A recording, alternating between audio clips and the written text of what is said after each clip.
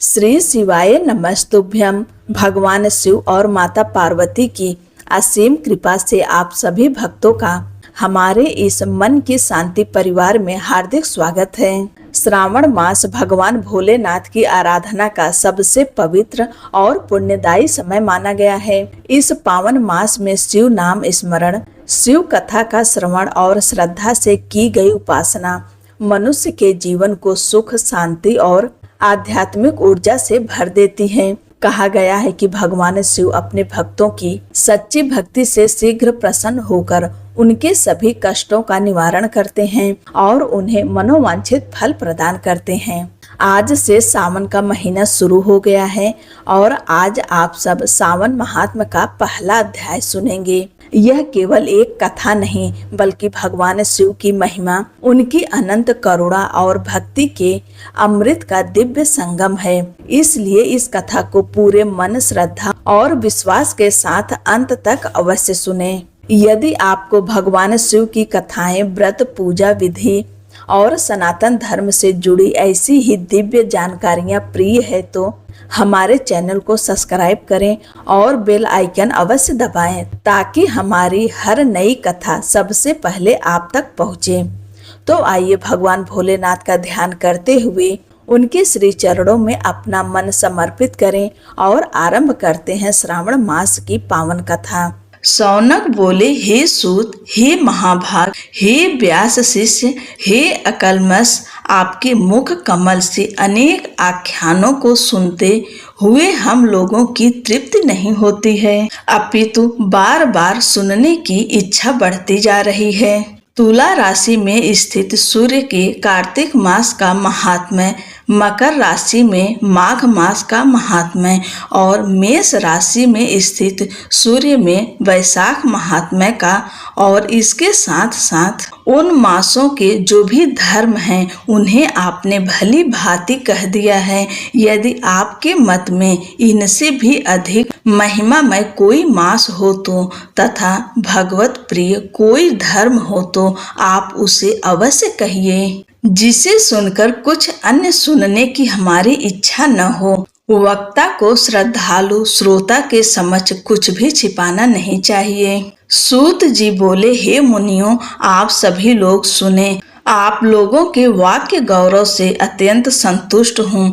आप लोगों के समक्ष मेरे लिए कुछ भी गोपनीय नहीं है। दंभ रहित होना, आस्तिकता, शठता का परित्याग, उत्तम भक्ति, सुनने की इच्छा, विनम्रता, ब्राह्मणों के प्रति भक्ति, परायणता, सुशीलता, मन की स्थिरता, पवित्रता, तपस्विता और अनसूया, ये श्रोता के 12 गुण बताए गए हैं। ये सभी आप लोगों में विद्यमान है, अतः मैं आप लोगों पर प्रसन्न होकर उस उत्सव का वर्णन करता हूँ। एक समय प्रतिभाशाली सनत कुमार ने धर्म को जानने की इच्छा से परम भक्ति से युक्त होकर विनम्रता पूर्वक ईश्वर भगवान शिव से पूछा।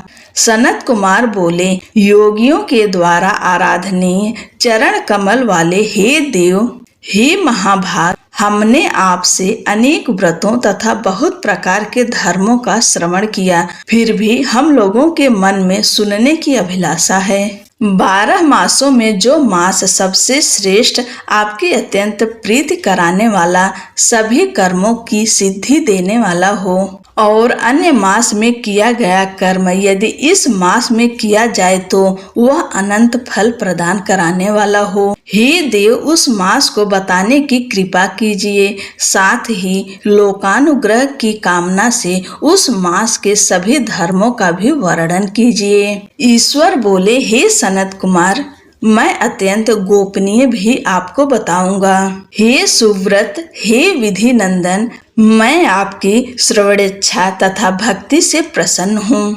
12 मासों में श्रावण मास मुझे अत्यंत प्रिय है। इसका महात्म्य सुनने योग्य है अतः इसे श्रावण अर्थात सावन मास कहा गया है। इस मास में श्रवण नक्षत्र युक्त पूर्णिमा होती है, इस कारण से भी इसे श्रावण कहा गया है। इसके महात्म के श्रवण मात्र से यह सिद्धि प्रदान करने वाला है, इसलिए भी यह श्रावण संज्ञा वाला है। निर्मलता गुण के कारण यह आकाश के सदृश है, इसलिए नभा कहा गया है। इस श्रावण मास के धर्मों की गणना करने में इस पृथ्वी लोक में कौन समर्थ हो सकता है। जिसके फल का संपूर्ण रूप से वर्णन करने के लिए ब्रह्मा जी 4 मुख वाले हुए, जिसके फल की महिमा को देखने के लिए इंद्र हजारों नेत्रों से युक्त हुए और जिसके फल को कहने के लिए शेषनाग 2000 जिह्वाओं से संपन्न हुए।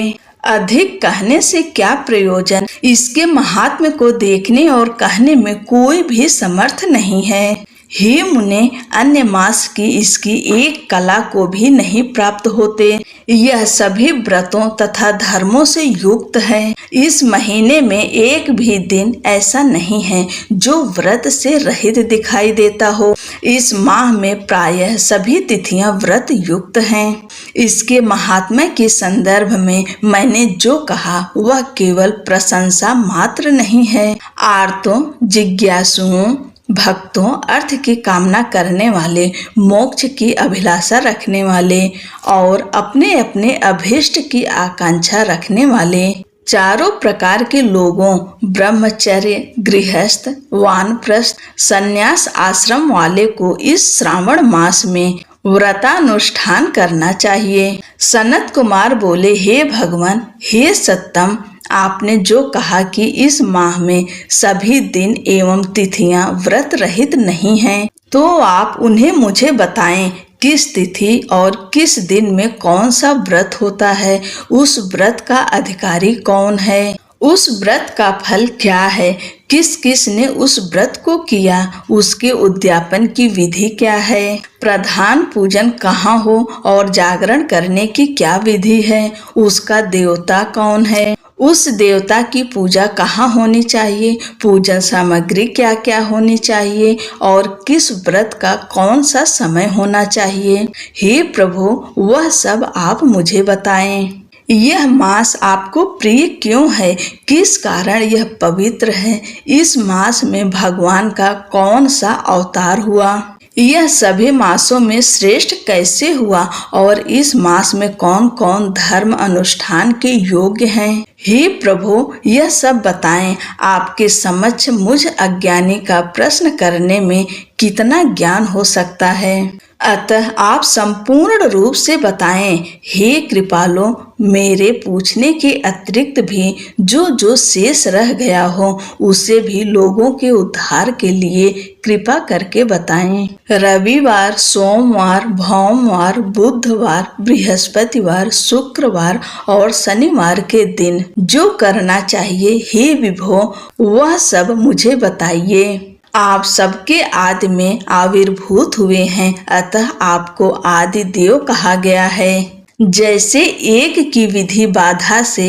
अन्य की विधि बाधा होती है, वैसे ही अन्य देवताओं के अल्प देवत्व के कारण आपको महादेव माना गया है। तीनों देवताओं के निवास स्थान पीपल वृक्ष में सबसे ऊपर आपकी स्थिति है। कल्याण रूप होने के कारण आप शिव हैं और पाप समूह को हरने के कारण आप हर हैं। आपके आदि देव होने में आपका शुक्ल वर्ण प्रमाण है, क्योंकि प्रकृति में शुक्ल वर्ण ही प्रधान है, अन्य वर्ण विकृत है। आप कर्पूर के समान गौर वर्ण के हैं, अतः आप आदि देव हैं। गणपति के अधिष्ठान रूप 4 दल वाले मूलाधार नामक चक्र से ब्रह्मा जी के अधिष्ठान रूप 6 दल वाले स्वाधिष्ठान नामक चक्र से और विष्णु के अधिष्ठान रूप से 10 दल वाले मणिपुर नामक चक्र से भी ऊपर आपके अधिष्ठित होने के कारण आप ब्रह्मा तथा विष्णु के ऊपर स्थित हैं। यह आपकी प्रधानता को व्यक्त करता है। हे देव, एकमात्र आपकी ही पूजा से पंचायतन पूजा हो जाती है। जो कि दूसरे देवता की पूजा से किसी भी तरह संभव नहीं है। आप स्वयं शिव हैं। आपकी बाएं जांघ पर शक्ति स्वरूपा दुर्गा, दाहिनी जांघ पर गणपति, आपके नेत्र में सूर्य तथा हृदय में भक्तराज भगवान श्री हरि विराजमान हैं। अन्न के ब्रह्मा रूप होने तथा रास के विष्णु रूप होने और आपके उसका भोक्ता होने के कारण ही ईशान आपके श्रेष्ठत्व में किसे संदेह हो सकता है। सबको विरक्ति की शिक्षा देने हेतु आप शमशान में तथा पर्वत पर निवास करते हैं। जगत का संहार करने वाले हालाहल को गले में किसने धारण किया? महाप्रलय की कालाग्नि को अपने मस्तक पर धारण करने में कौन समर्थ था? संसार रूप अंधकूप में पतन के हेतु कामदेव को किसने भस्म किया? आप ऐसे हैं कि आपकी महिमा का वर्णन करने में कौन समर्थ है? एक तुच्छ प्राणी मैं करोड़ों जन्मों में भी आपके प्रभाव का वर्णन नहीं कर सकता। अतः आप मेरे ऊपर कृपा कर मेरे प्रश्नों को बताएं। इस प्रकार श्री स्कंद पुराण के अंतर्गत ईश्वर सनत कुमार संवाद में श्रावण मास महात्म्य में पहला अध्याय पूर्ण हुआ। हर हर महादेव। जय श्री कृष्णा। राधे राधे दोस्तों।